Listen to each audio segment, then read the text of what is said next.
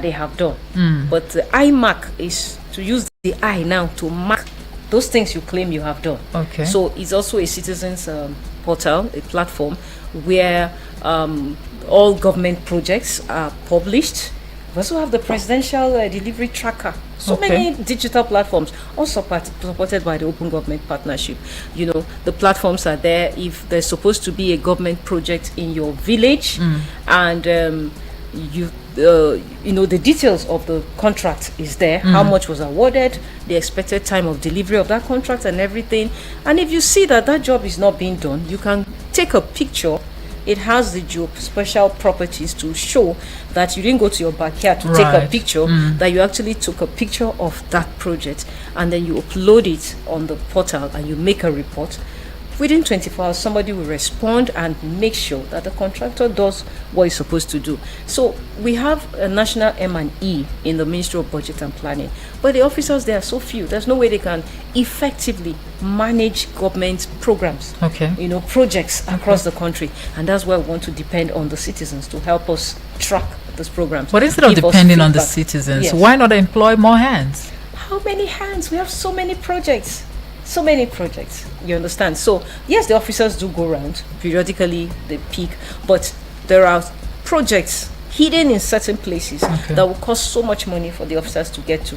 You can help us from wherever you are and just give us a feedback on those projects if you think they're not being done to specification as stated on the platform. Are there incentives for that? Or that is just a way of ensuring patriotism from the citizen and ensuring that we have a better country? It will all come back to us at the end of the day. If that is your locality and there's a school project or a road project that's not properly done, when it's properly done, of course, you will benefit from that. So I've mentioned just a few. Can I go on and on and on? Well, time is not our friend. Time is not our friend, but I can see that you have truckload of achievements to highlight. And this process, is it happening across all states of the Federation? Yes. The subnationals are very, very active on the Open Government Partnership. And I want to commend the states for that. Before I go on, let me say that joining the Open Government Partnership is not mandatory. It is voluntary. And states that want to, how do I put it? Partner? That want to ensure that they deliver good governance to their people, that are not afraid to open their processes to the public and all, they have bravely signed up to the Open Government Partnership. So far, we have about 27 states that have signed up to the Open Government Partnership. We have 7 states that are yet to do that. And why is that? I am tempted to call their names here. No, please go ahead. It's a call to action, if you ask me. Yes, a call to action. Because Open Government Partnership, my sister, is a win-win. Imagine you're going by the principles of Open Government Partnership. It helps to bridge that trust deficit. You know, where the people are used to your leaders making promises that they don't keep. And then this time around, the processes are open, your budget is there on the website, you know, amount released, the programs that are being done, how much is being spent on this project and that project, and you can interrogate it and you can demand accountability from your leadership. I mean, it bridges that trust and also deficit. give feedback, you know, to the government of the day on how best to improve. And it leads to ownership of those programs. This is our program. This is our money. After all, your leaders, I would say, in one of my recent presentations at my PhD program, I was like, our leaders are like our employees. We pay them through taxpayers' money. You employ a manager to run your company. Your manager can't come and tell you, Madam, please, I cannot give you the details of your business. Because if I give you details, this and that will happen. I mean, I don't understand. I gave you the job. I told you, please oversee this business on my behalf. So I need to have a say into what goes on in the company. So 27 so far have signed up. 9 are yet to sign up. So I will just mention that, and that is by way of encouraging the states to sign up. You stand to lose nothing. Instead, there's so much to benefit. Right. States like Kaduna State are there too. In fact, when I go for global OGP meetings, you hear, global leaders of OGP blowing the trumpet of Kaduna State. Though Kaduna has been able to, they've placed themselves on the global mark of OGP. Plateau State is another state that has done very, very well on the global scene of OGP. And this has attracted some support to the state internationally. Okay. Countries that want to support and invest also. They go to OGP to find out which are these check countries. The track records. Yeah. Thank you, the state, and of course, trust where their support will go to. It won't come to you who have refused to open your processes. So please mention the states that are yet to. Okay. So I'll mention the big one, which is Lagos State. The commercial hub of the country. Yes, the commercial hub, doing very well. Yeah. So Lagos State is here to sign up. We're talking with them and we're hoping they sign up very soon. Okay. Benue State, Borno State. We have, I've mentioned 3. There's Akwa Ibom. There's Rivers State. There's Akwa Ibom. Okay, I mentioned Akwa Ibom earlier. There's Bayelsa. There's Ogun State. Is there Delta? No, Delta has signed up. Okay. There's Ogun State.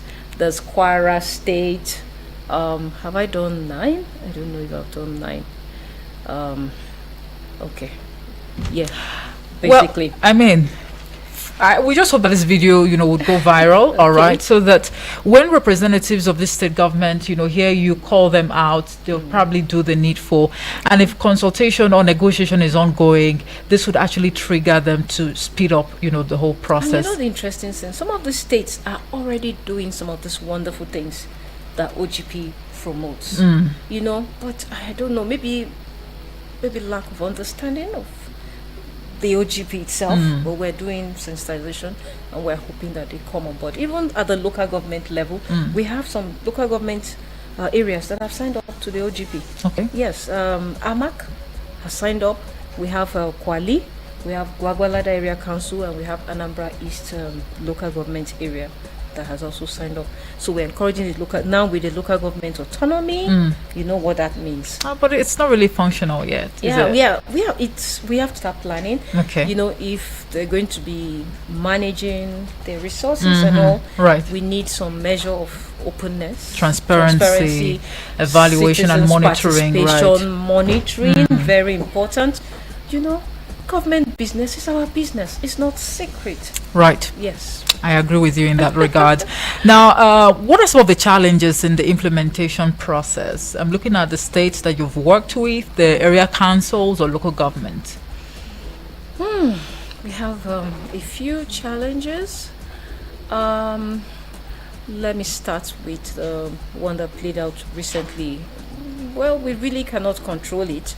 The change in leadership, Open Government Partnership in Nigeria was signed up in 2016. Nigeria joined as the 70th country in the world in 2016.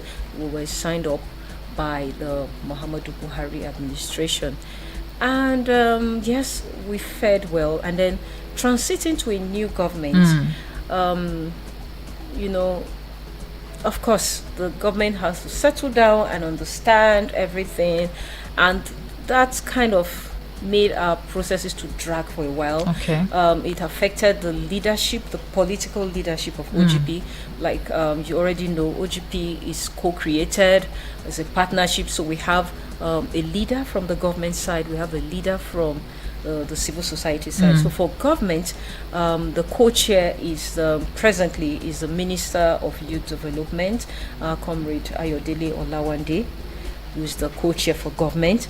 And then for the non-state actors, like we call them, because it is civil society and private sector, is Madam Ma Naobi Ayodele. She is the civil society private sector co-chair for OGP. So having a minister take over the leadership from the previous minister, it took time because they were not sworn in on time, and then the minister comes in trying to understand what OGP is all about. That kind of dragged us a bit backwards, but we are picking up. The co-chair state actors is doing very well. The minister is doing well. And one thing I love about the young man, he said, even if I have one day on this seat, I'll make sure I make an impact. And that just blew me away. So, but before that, we had this lacuna, this gap period. So change in leadership in the country. We have a change in political leadership dragging us backwards. And then funding is another huge challenge we have at the Secretariat. Fortunately, we had a budget line in the past, and with the transition, some people felt like, if the leadership has moved to Ministry of Youth, so why is Ministry of Budget having a budget line for OGP? No, we're taking it out. So for a whole year, there was no budget. It took the grace of God to run the Secretariat and the support of civil. So for that period, you had to rely on civil society groups? Yes, we relied on civil society groups, and staff of the Secretariat were selfless in their service. I particularly, I don't think twice. We just get things done. Everybody making sacrifices in the Secretariat for little bit things. Where it becomes too much for us, we run to civil society and they support. But government has its own role to play in a partnership, so it is balanced. Right. It can't just be civil society. Okay. So, but the good news is the budget line has been restored, and things are going well. So basically, and then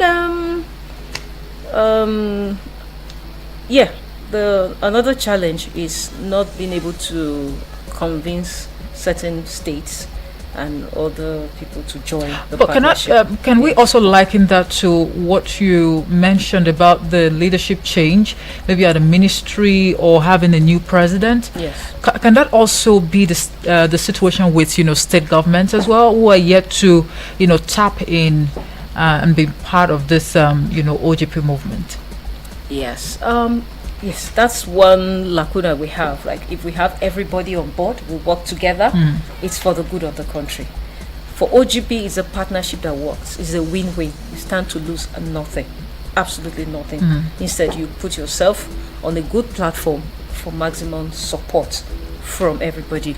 And like I said, I always tell people that the beauty of the open government partnership is, in the past, you see government and civil society never really worked well together. No, but this time around we all sit together. Is that synergy, is it genuine? Is it, or just what they show us on camera? Very genuine. Very genuine. Okay. I can tell you. Okay. I am just always excited when I'm in meetings. I mean, this support we're talking on this platform now is a support from a civil society organization. So this is the support, it's not from government. So this is the partnership. I'm able to speak with you now because of them. Yes. So SEDEC, yeah. So it's working. Okay. And that's what makes OGP different from the others. All right. Yes. So how can citizens participate in the process very quickly as we, wrap up the conversation? My attention is being drawn to something. Let me just quickly check up. Okay. Yeah. How come? Okay. Right. Yes, so how can citizens participate in the open government partnership? Citizens are already participating from their input, which they sent to the Secretariat when we're developing the NAP. Apart from that, every MDA has its own stakeholders. Okay. Yes, they have their own stakeholders, and we encourage citizens' participation, stakeholder engagement, like we mentioned here earlier. No one is an island of knowledge. Absolutely. So many people come to the room with varied ideas, better ways of doing things.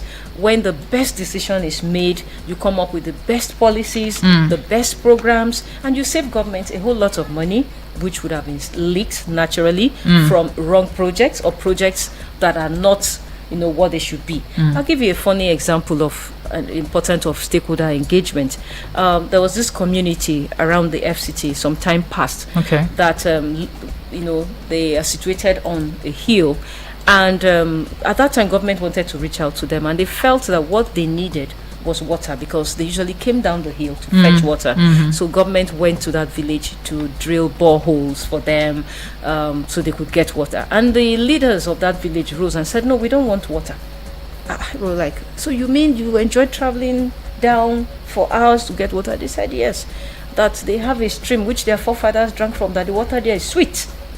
Yeah, what they needed was maybe medical facilities, some other thing. And because these people were so poor, they lived together, parents and their children stayed together.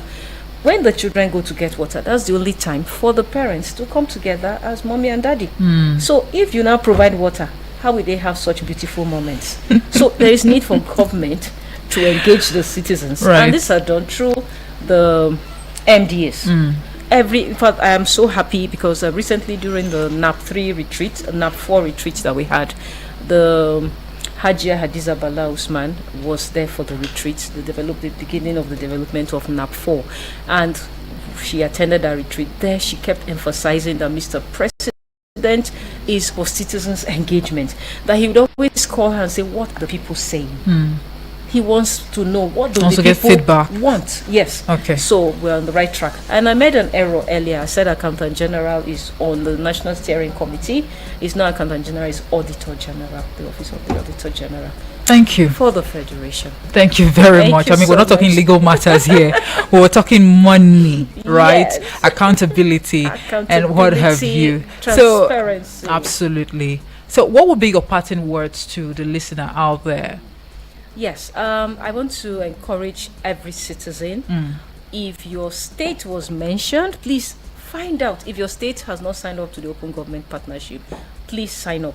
Engage us on our platforms. Engage us. Engage the OGP. If there are, let us know what you want to see in the 4th National Action Plan. Apart from that, interrogate us on every issue that like our areas of commitments, what we are doing. Please interface with us. We'll be glad to answer your questions. Okay. Yes, so we have our website, which I'll quickly read out to us. We can chat on our website. You can reach us through our email, info@ogpnigeria.gov.ng. Our website is www.ogpnigeriainfull.gov.ng. Please chat with us today and let's discuss. For people who are not, having browser-enabled phones, are there helplines that they can actually call, and is it toll-free?